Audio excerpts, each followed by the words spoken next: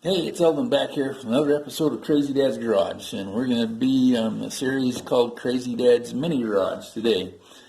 Rolling out another set of these cars, model cars, so I can talk to you about what I've learned from this hobby that's been part of my life for ages, and that I apply it to the full-size cars now that we work on at Crazy Dad's Garage, so we can stay in our genre, which is low buck, cool old cars. And I picked out these four right here to talk about today on this series, or this episode, because I'm going to talk about more about what I've learned about the power of detailing cars. And let's start with this one right here. So this one's a little bit unique. I realized today as I was going through my collection, this is one of the few street rods that I've got. And I love street rods, and I've started several of them, but this is actually one of the few that I've finished. On another episode, I'll show you my T-bucket collection. I've actually got 7 or 8 T-buckets that I built. They're one of my favorite things to do. But this one is a 37 Ford two-door sedan. And one of the things that I love about it is it came as a model kit that was very well detailed, and it came in the era of the 80s and 90s when what we were doing in the hot rod industry was called the high-tech look, and that was where we were smoothing the cars up. And this one, you notice, has no door handles on it and no door hinges. Different things like that. There's no hood ornament, no bumpers, those kind of things. And that was the style back then. It's a style that's still popular, but we've transitioned to where now there's more styles that you can look at. But so this one, it came in that era, and so it's got things like some high-tech aluminum rims on it that were machine made instead of cast that way like we used to have back in the 60s. The engine in it is a very high-tech engine with a lot of aluminum, milled aluminum parts on it instead of the steel parts and chrome that was popular before that. I built this one because I really loved the detail of the chassis, so I did not glue the body on this one. And I did that because the chassis just had all this really cool high-tech detail on it that you see in a lot of the street rods and even the street machines of that era. And so to differentiate a street rod is a car that's based on something that's basically a 1946, 47-ish and earlier. And a street machine, usually these other things fit in that category. They're 1947, 48, 49, and later. And so anyway, this is a street rod. Again, as I look at this, it's really not hyper detailed. It's what some of my friends who are really into detail stuff would do. But one of the things that I started experimenting on kind of in this stage of my model building career was color schemes. Could I put this model together so that the color scheme made it stand out more than the modifications and stuff that I made to it? Now this one, when it was originally came in a kit, the front end set way too high for me. Probably if you had put it together, it would have looked something like this. And for me, that just doesn't fit the look. It's not a realistic look. I wanted it to sit in there and look lowered and look like that. And so I did modify this one just a little bit. I took the front axle and heated it and shoved it's called a dropped axle, that I made it more of a drop. I think on the back it's probably where it originally was. I might have lowered it a little bit. No, it looks like it's where it originally was. But anyway, you can do that in plastic a lot easier than you can do it in steel. But that was one of the things that I did here. But I really wanted to start experimenting with the colors. And so I've got some of my earlier cars, the chassis are all black and everything underneath them's all black. I might have painted the, exhaust system and that kind of thing. But here, I want to say, you know what, let's play with some colors. If I had a real car, it was bigger, if I could highlight a few different parts of it in some different colors, would that make it look cool? And so I've got a lot of these models that I experimented with different color combinations at this time in my model building career. And it started to really make it to where it was more cool because the details started to pop out in it. And that's what I was talking about in working with full-size cars, is spending time getting the details of your car right. And that shows that you've taken it a little more serious than just doing what the average guy does and painting everything black, in the engine compartment or underneath. And a lot of guys, in the engine compartment, everything's just spray painted flat black, and then they've got a Chevrolet orange V8 engine. The whole engine is sprayed that color, maybe it's got chrome valve covers on it or something. Well, that's great. It's a good start. But what I learned here that I could apply in the Crazy Dad videos, if you think about, go back and look at the Crazy Dad Lotus videos now, putting that chassis together. I've done it just like I've done these cars. I've cleaned it up, done all the fabrication work on it, but then I went in and detailed it with paint so that different parts contrast and stand out there, and it kind of makes it look cool. And so that's one of the things I've been able to do in the car hobby there. Now, let's, this old truck here, in my full-time career, I spent a year or so working at a place down in Phoenix where they took mini trucks like Mazdas, Nissans, Toyotas, little Chevy S10s and things like that, and we would cut the tops off of them and make convertibles out of them. And that was a really hot fad there back in the late 1980s, early 1990s. It was a really big deal. There were thousands of trucks running around like that. And I didn't have a small truck to do it with in my model collection, but I had this old GMC pickup that had been totally trashed. We built it and done a really lousy job on it to start with. And it was missing parts and pieces and different things. But the body was there, so I took it and I cut the top off of it and chopped the windshield a little bit. And I had to make a new window for it out of a piece of clear plastic packaging. And then I started playing with colors again. So all the way through my life, I haven't had a lot of money to spend on fancy paint and stuff, but this was a can of spray paint that I had that was a metallic magenta color, I guess you would call it. And if you look through my collection, there's 2 or 3 cars painted this color because I had a ton of the paint. But anyway, painted that there, and I started thinking about, okay, so what contrasts well with that? And these colors came from my airplane modeling days, where there's a lot of, this is probably actually a ship color or a Navy airplane color, and then you got some darker colors here from different things, but the gray really stood out and worked well against the maroon color. And so I did that, and underneath here, now you can see I got a little more into my detailing thing. This was all just cast in one piece. The axle and the exhaust aren't even separate. They're just molded into that pan right there. But by taking the paint, taking my time, and painting each one of those pieces, all of a sudden it pops, and it was something kind of cool.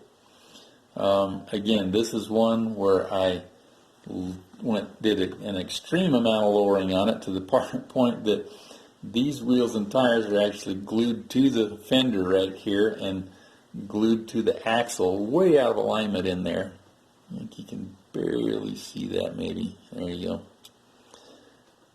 Because I don't care what the total look is down here. I care what it looks like sitting on my shelf. And so by getting those put into the right places like that, then I was able to get it lowered where it looked like I wanted it to. Now, the thing of it is, you can do things similar to this with your full-size truck. They have lowering kits, and lowering kits can start to get really expensive, but there are some fairly low-buck ways to lower it at least some, so you can get it maybe 3 or 4 inches lower in the front than what it came from the factory, and without spending much money, you can get it maybe 4 to 6 inches lower in the rear. And that's part of the low-buck, cool old car and truck theme that we can do that I learned here. And then I've learned how to do that in real life, by being around the industry a lot. This one, I don't remember if it's got the original engine that the kit came with. Looking at that, I would have to say no. I'll bet that came out of another kit that I had. But again, went in there, did my detailing. So we'll actually, at some point in time, the Crazy Dad's Garage, I'm going to pull an engine, or full-size engine apart, and show you how I detail now a full-size engine in a car to go back together. And I've done 1, 2, 3. I've done at least 3 of them for myself and for friends. And when they're done, the guys see them and they go, wow, that's just like a masterpiece. And really, we didn't do anything internally to it. The engine's not a whole lot stronger than it was, more powerful. So you can open the hood on those cars and you can go, that's a really cool looking engine. Somebody did a really nice job on it. And this one, again, it's not quite as detailed as the next one I'm going to show you, where I've actually gone, and this one has wiring molded into it here. And on the next one I'm going to show you, I've actually taken the time to paint those wiring harnesses as they go through there and a few other details. And who knows, maybe someday I'll pick this one up and come back and do that to it again to give it that extra little bit of pop. Yeah, so if you notice in here, the thing that really makes this engine compartment pop out is that besides, painting the, the main colors in there, I've taken time to, paint some of the bolts and things like that. And that's what works really good on models. The cool thing is that works really nice on a full-size car or truck too. You can take an engine compartment in your full-size car or truck and turn it from just really blasé into something that's fun to look at just by doing things that are that simple. And so that's part of the Crazy Dad thought process here. This one right here, it's a 56 Ford, was a Crown Victoria that I did, and this actually was an old model somebody else had done, and I found it in a box of old models, I don't know, in a house or something. I don't even remember where they came from. But this one, it was really poor quality done, and I took it and took the thing apart, sanded it, took the chrome pieces off of it. And again, this was built in the same time era as the yellow one there, when high tech was the thing they were looking for. So I kind of went for that same look. I mean, the chrome of it, off of it's mostly gone, except for the, the bumpers and the grill and things like that. This one had opening doors, but like I told you before, I'm looking for the look of the thing, not the details. And opening doors on a model, to me, they're always loose and floppy and they don't work well, so I've glued them shut here. Looks like the trunk was never opening, but I went inside. You can see this a little better because the colors are better in there, but detailed that with multiple colors of tan and cream, and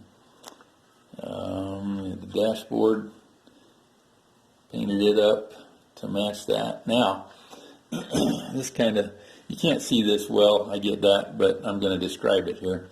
If you're going in the interior of your car and you're trying to restore it, sometimes it's really hard and it's expensive to get real automotive paint and get in there and paint the dash on something.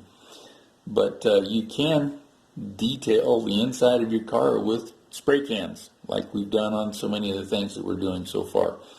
My Crazy Dad Rat Rod that we're introducing to you had an extremely rusty dash for some reason, and I went in and sanded the rust off of it and just sprayed some red primer on it, and it vastly improved the look of the thing and made it more functional too. But in a lot of these older cars, if you happen to have an old car like this or an old pickup, maybe like this gray one that I'm showing over here, you know, those things all came with painted dashes back in that era. There wasn't upholstery on a dashboard, so you can go in there and for, you know, just some elbow grease and a little, you know, the cost of a spray can or two of paint, you can really radically change the look of your old car. And that's kind of what these things are about. And I learned that here in my model building career. So this one, again, to get the stance of the car right, I've lowered the front and lowered the back to where it sits in there. This one's got different wheels on it than what it came with. This one went to a lot more effort of detailing it with a paintbrush. And this is the kind of thing that I want to teach people that you can do on a full-size car or truck.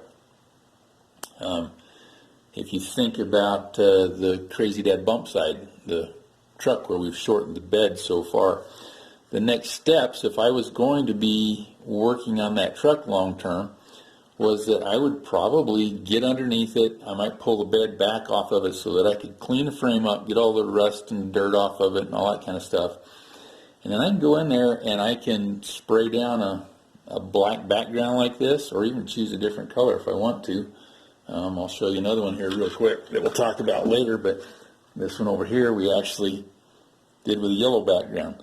So it just kind of depends on what your color scheme for your whole thing is, but black's a nice, easy one to start with. But as you can see, we've got the black background in there, engine and the rear axle are painted a different color, transmission. And I've got separate colors on the exhaust system, the drive shaft. I got a ton of bolts that have been painted a contrasting color in there. Got some brake lines and things like that.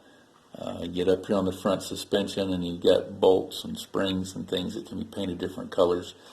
And when you do that stuff, it just makes things pop out and they're eye-catching. And while you didn't spend a bunch of extra money getting custom expensive parts to put on your thing, you just took time to clean them up and paint them. And that's what's the beginnings of a cool car project, especially if you don't have a lot of money to spend.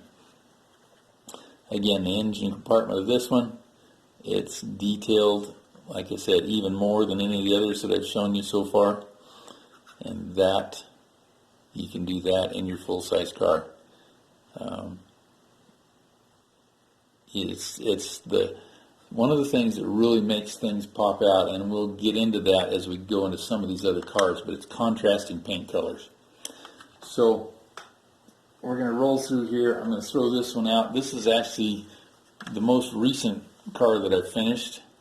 And this started out, some of you will be familiar with this, in NASCAR back in the early 70s. The American Motors Company joined in and started sponsoring building some cars at that point, and this was their second or third iteration of their NASCAR cars. This was a Matador, which was a really bizarre new design that they had come up with, trying to get a little futuristic on things, and kind of a strange looking car, kind of cool too in its own right. But they built a few of them, ran them in NASCAR for 3 or 4 years, had a little success, won 1 or 2 races I think. And most of them that you see are red, white, and blue, and they've got the 3 colors going along this way. And I'd started out to do that on this one and was doing it by hand paint back when I was a kid, didn't know what I was doing, and it looked terrible. And I just got discouraged and left it sitting in the box for 35 years. And last year I decided to pull it out and redo it. So I changed the color scheme to some colors that I had. And then I started detailing it. And you probably can't see the inside again real good. Let's see. Maybe a little bit. But got aluminum interior in it with some silver paint. And yeah, it isn't going to show up really good, but it's just fun to go in there and put those details in. Again, this one is not a super detailed model as far as the quality of the kit was, but I've detailed what was there to make it look more authentic. And then the fun on these things always is under the hood for me, where you can get in there and just do a little more detailing thing. So again, here on this one, I was experimenting with colors. I had the red and the yellow, which I knew would look fairly good together, but I got them on there. And then I was like, okay, what can I do in here that's different, that I haven't done before, or that I haven't seen on somebody else's car? And that's why I've got the gold on these frame pieces here, because it's different. And it's kind of a contrasting color, yet it works well with the yellow and the red and the other colors that are in there. We've got some gray on the air cleaner instead of chrome. Silver in here, because that would have been fairly common on a race car back then. But it just makes it pop. And that's one of the things that I wanted to really illustrate with the cars. Is we're going to move into here shortly some of my real color experiments and things that have worked out really good.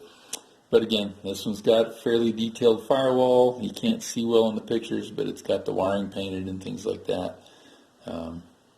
The decals on this were kind of crazy, because they were literally decals from like I would say 76-ish, 75. So they were cracked and coming apart, and I managed to get a lot of them to transfer over in their pieces. And if you look close at them, you'll see that they're cracked and they don't look real good, but I don't care for what I was doing here. It turned out that I was able to take something that was completely wasted at that point in time and turn it into something fun. I set it on my shelf now, and just looking at it, if I don't pull it out of the case and look in great detail, it's really a cool looking little car that we've got created here. Again, it's the same thing that you can do with any old car that you find in the full-size genre. You could even find an AMC Matador, and maybe here's another thing that I haven't even done yet that I really want to do. What I'm finding is that I'm still finding a lot of old four-door cars from this era of time, from the 70s and late 60s. And they're fairly cheap to pick up, because to my generation, nobody wanted a four-door. You couldn't make a four-door car cool at all. And that didn't happen until we started getting into the late 80s and 90s, when kids started picking up on the Japanese cars and turning them into rice rockets, that we call them. And four-door cars all of a sudden started to become cool. Well, I actually, in my town here, there is a car I've got my eye on that's a four-door version of the body style before this of the Matador. And I would like to take that car and do it in kind of a NASCAR theme. Well, they don't use four doors in NASCAR. I could take that car, and because the interior in it's hammered, and it costs a ton of money to reupholster a car and rebuild the interior, but I could strip it out like this and just get 2 bucket seats and put in the front of it, paint the interior a silver color, a gray, something like that, build myself some aluminum panels to cover the door, insides of the doors and things, put a roll cage in it that I could build at home, or even just a roll bar, but detail it out like that, come out here, put myself a 2 or 3 tone NASCAR looking paint job on it, have some aluminum and silver accents in different places, and then put myself a set of custom wheels and tires on it, maybe lower it just a little bit, and I could create a NASCAR themed car for pretty cheap out of something that somebody would probably give me because it has no value now, because it's not a desirable collector car. And that's, again, another thing that model car building's taught me.